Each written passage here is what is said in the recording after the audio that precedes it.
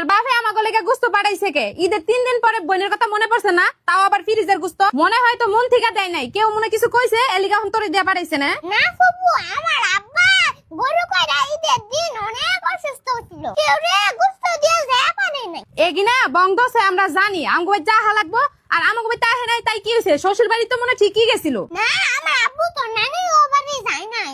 এ গুস্ত লয়ে যা, তোকে গুস্ত আমরা খামু না। আর তোর বাপে হইছে আমার শত্রু। তোর বাপে ঈদ গেল তেহার গেল জীবনে আমাগো আমার পোলা বাইন্দে কোনোদিন খোঁজ খবর লয় না। আর আমার বাইটা অনেক বালা ছিল, আমার বাইটারে খারাপ বানাইছে তোর মায়। তোর মায় সর্বক্ষণ পেঁচ বাজায় বয়ে থাকে, যেমন আমগো ভাই বোনের সম্পর্কটা ভালো না থাকে। দর দর দর যা যা যা গুস্ত লয়ে বাই জায়গা জায়গা। ফুপু, আমি আজকে কষ্ট কইরা গোস্ত লইছি, তুমি রাখো।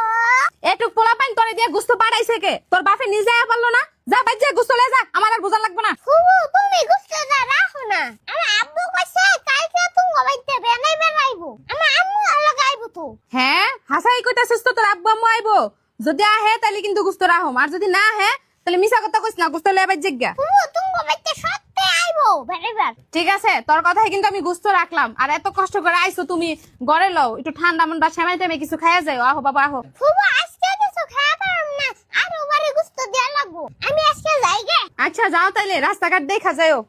ওই যে আব্দুল্লাহরে দেখা যাইতাছে, ওর ফুফু বাইতে গুস্ত দিয়া আইতাছে। হুনিস ওর ফুফু কি কইলো?